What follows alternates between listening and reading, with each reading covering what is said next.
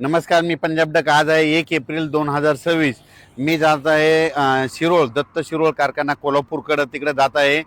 आणि तिकडे जात असल्यामुळं तर या ठिकाणी राज्यातले सर्व शेतकऱ्याला या ठिकाणी अंदाज देणार आहे. कारण की राज्याचे आता येत असताना खूप फोन आले, आज पाऊस येईल का. तर राज्यातल्या सर्व शेतकऱ्याला सांगू इच्छितो, इकडं आज कोल्हापूरकडे जात आहे म्हणून त्या कोल्हापूरच्या ऊस उत्पादक आणि साताऱ्याच्या शेतकऱ्याला सांगू इच्छितो की तुमच्याकडं आज एक तारखेला दुपारी 4च्या नंतर तुमच्या भागामध्ये चांगल्या स्वरूपाचा पाऊस पडणार आहे.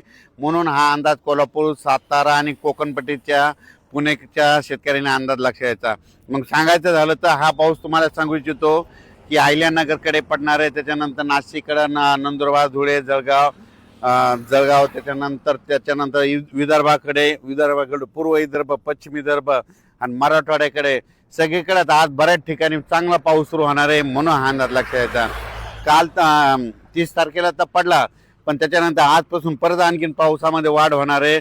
आणि 2 एप्रिल, 3 एप्रिल आणि 4 एप्रिल दरम्यान चांगला राज्यामध्ये वेगवेगळ्या भागात दररोज ढगाळ पाऊस पडणार आहे. म्हणून हा अंदाज महाराष्ट्राच्या शेतकऱ्यांना लक्षात यायचा. ज्यांचा कांदा असेल तर तुम्ही झाकून घेऊ शकता, गहू असेल तर ते देखील काढू शकता. ज्यांच्याकडे पाऊस नसला तर तुम्ही आता आणखीन 2 दिवसात काढू शकता. कारण की दररोज वेगवेगळ्या भागात भाग बदलत, काही ठिकाणी गारपीट होणार आहे, काही ठिकाणी पाऊस पडणार आहे, काही ठिकाणी नुसतं वारं सुटणार आहे. म्हणून 4 दिवस आणखीन राज्यात वातावरण खराब होणार आहे. 5 एप्रिल पासून पुन्हा राज्यात हवामान कोरडं होणार आहे. म्हणून हा अंदाज सर्व शेतकऱ्यांना लक्षात यायचा. 5 एप्रिल पासून वीट उत्पादकांना सांगू इच्छितो की तुम्ही तुमचं वीट भरतीचं परत सुरू करू शकता. कारण की 5 एप्रिल नंतर परत हवामान कोरडं होणार आहे. म्हणून हा अंदाज देखील सर्व शेतकऱ्यांनी लक्षात यायचा. मग आता हे आज 1, 2, 3, 4 एप्रिलच्या दरम्यान महाराष्ट्रामध्ये काय भागामध्ये अशी गारपीट बघायला मिळेल. काही ठिकाणी लिंबासारखी गारपीट भेटेल, काही ठिकाणी बोरा एवढ्याला भेटेल, काही ठिकाणी चिंचोक्यासारखी गारपीट पाहायला भेटेल. म्हणून हा अंदाज लक्षात यायचा. म्हणजे सांगायचं झालं देखील तर परभणी जिल्ह्यात देखील गारपीट होणार आहे, काही भागातच होणार आहे, सगळीकडे होणार नाही.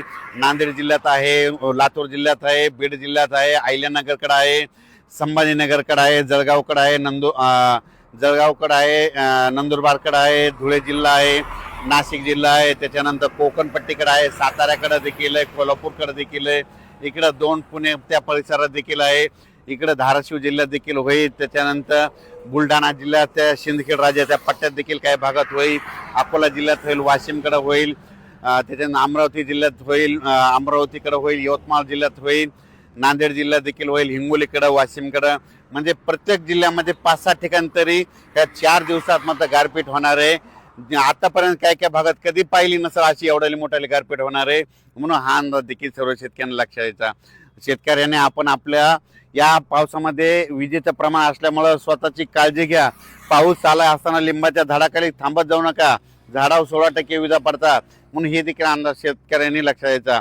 त्याच्यानंतर विजा कडकडत असताना आपली जनावरे झाडाखाली बांधू नका, झाडावर जवळपास 16% विजा पडतात. म्हणून हे अंदाज लक्षात यायचा. शेतकऱ्यांना देखील झाडाखाली थांबू नये, झाडावर जास्त विजा पडतात. म्हणून ही अंदाज देखील सर्व शेतकऱ्यांनी लक्षात घ्यायचा.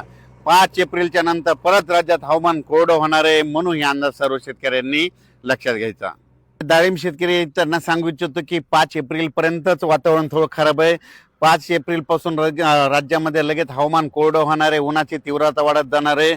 म्हणून डाळिंब शेतकऱ्यांनी हा अंदाज लक्षात घ्यायचा. तसेच लातूर जिल्हा, नांदेड जिल्हा, त्याच्यानंतर चंद्रपूर, वर्धा, नागपूर, भंडारा, गोंदिया, यवतमाळ या जिल्ह्यातल्या शेतकऱ्याला सांगू इच्छितो की तुमच्याकडे देखील 4 तारखेपर्यंत, 5 तारखेपर्यंत नागपूर पट्ट्यामध्ये पावसाचं वातावरण राहणार आहे. म्हणून हा अंदाज लक्षात घ्यायचा. आपण आपल्या पिकाची काळजी घ्यायची. अचानक वातावरणात बदल झाला तर पुन्हा उद्या एक लगेच मी शेतीला जाईल. धन्यवाद.